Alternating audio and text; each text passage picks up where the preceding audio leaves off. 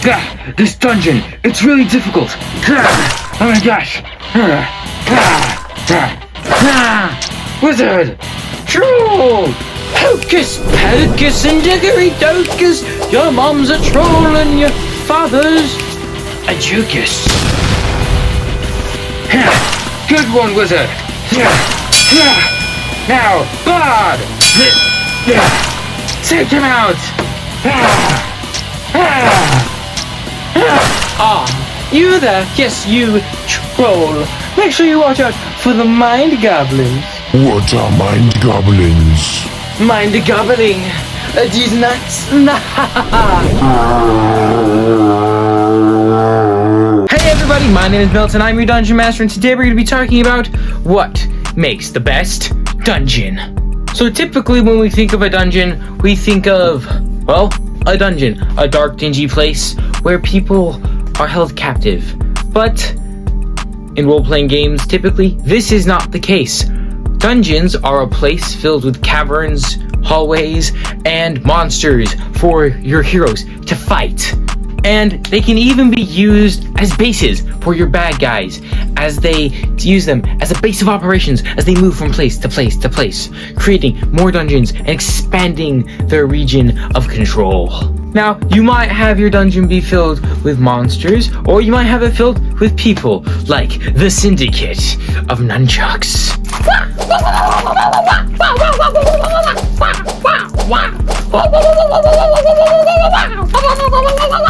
But what really makes a good dungeon? And do you want your players to be challenged by this adventure, or do you want them to be able to move slowly and smoothly through the entire encounter? Now, the first thing that we need to talk about is quantity! Yes, quantity, a very important part of making a dungeon.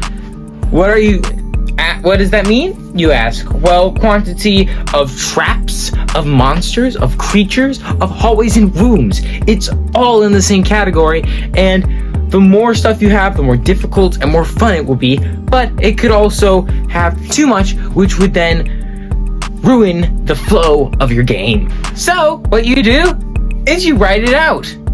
Like this.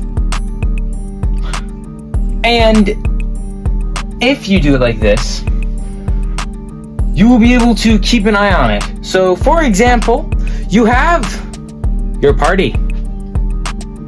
And your party is on an adventure, and they're going into this dungeon that is under the power and influence of a deep, dark lich or some other creature. Then you think to yourself, well, what's in the next room? Good question. Well, you can choose, let's go with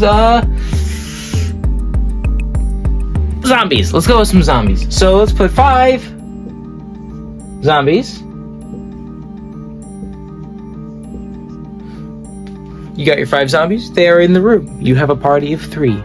Now, your party of 3 moves to the zombies, and then they fight. Easy encounter. You just have them fight. And then afterwards, you have them get loot and stuff. That is the way most people do dungeons. Now, one thing about dungeons is there's a bad guy. And the bad guy isn't just gonna build these things for your players to just go into and enjoy themselves killing a bunch of creatures. No. They're trying to prevent people from getting in and destroying everything. So, what better way to do that than to design a dungeon that is, quote-unquote, unbeatable? Now, I know what you might be thinking. You're probably thinking, Milton, why would you make a dungeon that is super difficult for your players when you want them to enjoy your campaign? Blah, blah, blah. And to that I say, who cares? You need to make your adventure interesting, or your party will lose interest. If you just have a traditional 3-room dungeon with a couple monsters and a single boss chamber, that's pretty simple, and it could be fun depending on your players. But if you want to give your players a true challenge and make it somewhat difficult for them to go in and just stab everything to death or blow it to smithereens with spells, then all you have to do is make it as if the bad guy actually cared if people got into their dungeon. So instead of having this, you will make something more like this. Now, you may be thinking once more, but Melton, what shall they do? It looks complicated and confusing. Whatever will they do? Will they just wander in circles for hours? No. All they will have to do is pick up their sword and their shield, and then they will be ready for the dungeon. Your party is made of people, and they can use their brains too, just like you. Just because you're the dungeon master, that doesn't mean that you have to do all of the thinking. Let your party think. Make your party think. Thinking is part of the game and is what creates good roleplay. Next is balance. Now, balance is a very important thing in dungeons, because even if you're trying to make it as effective and awesome as possible, you don't want this to happen. Oh, mini Germany, lick my... Because your party dying, that's not that fun. But you should at least make it so that there is a challenge before them. So try to paint this picture and use your imagination and creativity to create these crazy scenarios that are epic and awesome and cool, but are also challenging in a way that makes it so that your players have to use their minds while in combat. Now we have building the dungeon. Now this part's simple. What's confusing? What confuses you? What do you consider to be intimidating? For me, I hate mazes, so I put my players through mazes a lot. In the campaign that we're doing right now, it's like a twisted version of Icewind Dale. My players recently went through a dungeon that I created for a Lich character that I'm playing in another campaign. And this thing, this crazy maze of tunnels and traps and anti-magic zones is just, in a way, me putting my greatest fears into the game so that I am feeling the tension myself while also making it difficult for my players to get through. Now, eventually, of course, they made it through and stuff, and afterwards, they felt a little bit of accomplishment, I think. So, at least put things that you're afraid of, and if you don't know what your party's afraid of, just put what you are afraid of, because as long as one person's feeling the fear in the room, then most of the others will join. And then there's loot. Loot in dungeons is probably one of the most exciting things for players to get their hands on.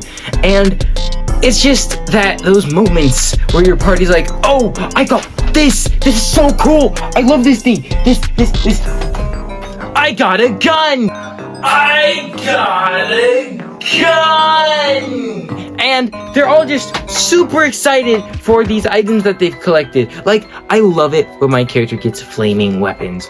It's so cool. Or when I'm able to take these items from these creatures that we've killed and later turn them into potions. It's just amazing. And loot is just such a great part of the game that, frankly, if you are a dungeon master who never puts in loot, then your game is losing a lot of its flair and a lot of its fun.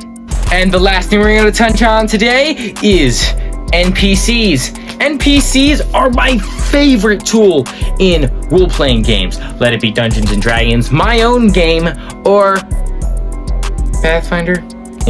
But NPCs, my friends, NPCs. They are the bloodline of the game master. They are the imaginative output that we put our players through. They are the essence of your living, breathing world. My favorite NPC that I've ever created, his name is Golden Hair, or Bill. My players call him Golden Hair, that's what they just decided to call him. He is a golden dragon who has polymorphed into a human and owns an apothecary that has one of every single magical item in the world. Now, the players' characters don't know this. The players do, though. So every time they go in, they're like, oh my gosh, what can we find this time? And then they look around the room and they always find something different. And he also works as their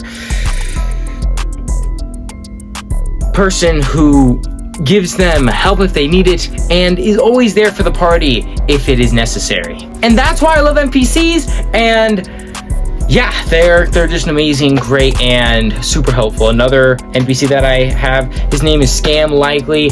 He is this deity of chaos who just loves to create mischief in the world, and he will do things to the party that will piss them off. But once my party got to know who Scam was, they loved his character. They've even used him against me a couple of times. One of my players understands that this character Scam always has a deck of many things on him, and one time he did this thing where him and Scam were pulling the cards, and somehow my player got all of the good cards except for one. But Scam had this other thing during their little agreement that no harm could come to the player, and Scam is never affected by the cards in the first place.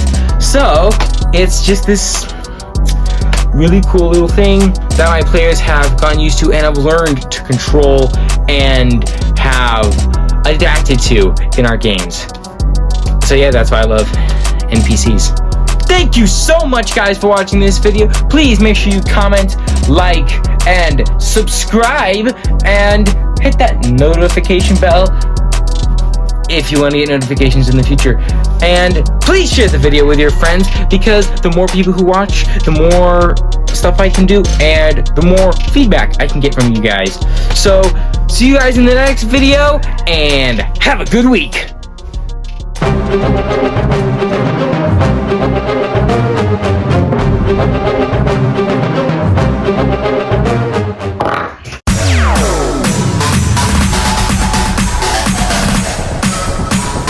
TikTok, all stop.